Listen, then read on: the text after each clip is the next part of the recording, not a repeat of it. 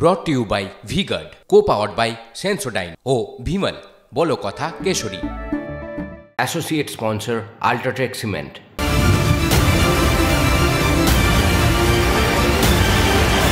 সপ্তম দফা ভোটের আগে কলকাতায় রোড শো করতে পারেন প্রধানমন্ত্রী নরেন্দ্র মোদী। রোড শো করতে পারেন কেন্দ্রীয় স্বরাষ্ট্রমন্ত্রী অমিত শাহ। সাংবাদিক বৈঠকে জানালেন সুকান্ত মজুমদার।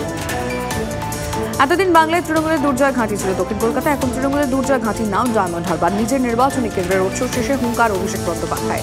তার বিরুদ্ধে নির্বাচনী লড়াইয়ের জন্য ওপেন চ্যালেঞ্জ ছুড়ে দেন তৃণমূল সেনাপতি। সুকান্ত মজুমদারকে শোকজ করল নির্বাচন কমিশন। সুকান্তর হোর্ডিং নিয়ে নির্বাচন কমিশনের অভিযোগ জানায় তৃণমূল, আর সেই প্রেক্ষিতেই বিজেপির রাজ্য সভাপতি সুকান্ত মজুমদারকে শোকজের জবাব দেবেন জানালেন সুকান্ত। জেল থেকে ছাড়া পেলেন মাম্পি দাস। সত্যমেব জয়তে মুখ্যমন্ত্রীকে ছাড়ব না, জেল মুক্তির পর হুঙ্কার সন্দেশখালীর বিজেপি নেত্রী। সন্দেশখালীর আন্দোলনে কোনো রাজনীতি ছিল না দাবি মাম্পি দাসের। শুক্রবারই তার জামিন মঞ্জুর করে হাইকোর্ট, কিন্তু রিলিজ অর্ডার নির্দিষ্ট সময় না পৌঁছানোয় জেল থেকে ছাড়া পাননি মাম্পি।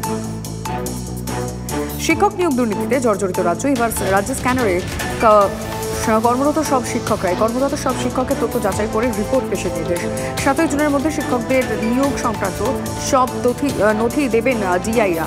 27 মের মধ্যে শিক্ষকদের নথি যাচাইয়ের নির্দেশ রাজ্যের। যাচাই হবে এসএসসির শংসাপত্র, নিয়োগপত্র। ভোটের আগে কলকাতা উত্তরে তৃণমূল কংগ্রেসের নয়া অস্বস্তি। সুদীপের প্রচার পুস্তিকায় নেই অভিষেকের ছবি। সোশ্যাল মিডিয়ায় পোস্ট করে ক্ষোভ তৃণমূল কাউন্সিলর মোনালিসার। আর ফের প্রকাশ্যে সুদীপ বন্দ্যোপাধ্যায় মোনালিসা দ্বন্দ্ব। অভিষেকের ছবি থাকা উচিত ছিল মোনালিসার পাশে দাঁড়িয়ে প্রচার শান্ত হোসেন। ভরতপুরের তৃণমূল বিধায়ক হুমায়ুন কবিরকে সতর্ক করল নির্বাচন কমিশন। সম্প্রতি হুমায়ুন কবিরের মন্তব্যে বিতর্কের সৃষ্টি হয়।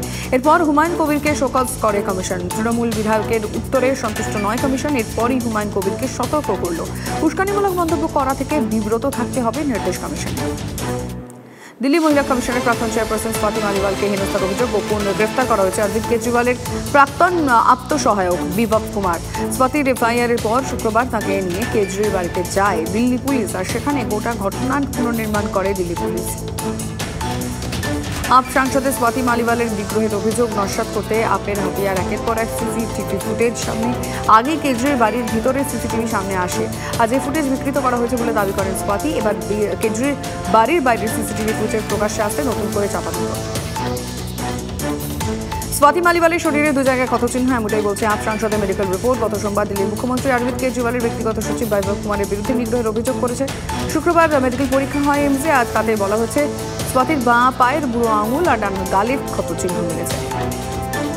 দিল্লির মুখ্যমন্ত্রীর প্রাক্তন আত্মসহায়ক গ্রেফতার হতেই এবার কেজরির নিশানায় প্রধানমন্ত্রী। আপ নেতা কর্মীদের নিয়ে বিজেপির সদর দফতরে যাব, যাকে পারবেন গ্রেফতার করবেন, পারলে সমস্ত নেতাকে একসঙ্গে গ্রেফতার করুন। স্বাতি মালিওয়ালের হেনস্থার অভিযোগে দিল্লির মুখ্যমন্ত্রী আপ নেতা আত্মসহায়ক বৈভব কুমারকে গ্রেফতারি পরে গেরুয়া শিবিরকে কার্যত challenge ছুড়লেন Kejriwal.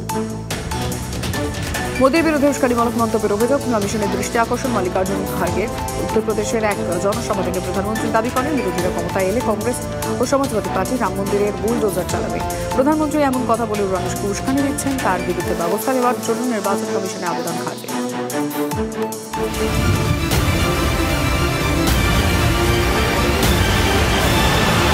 brought to you by V-Guard, co-powered by Sensodyne O Bhimal বলো কথা কেশরী।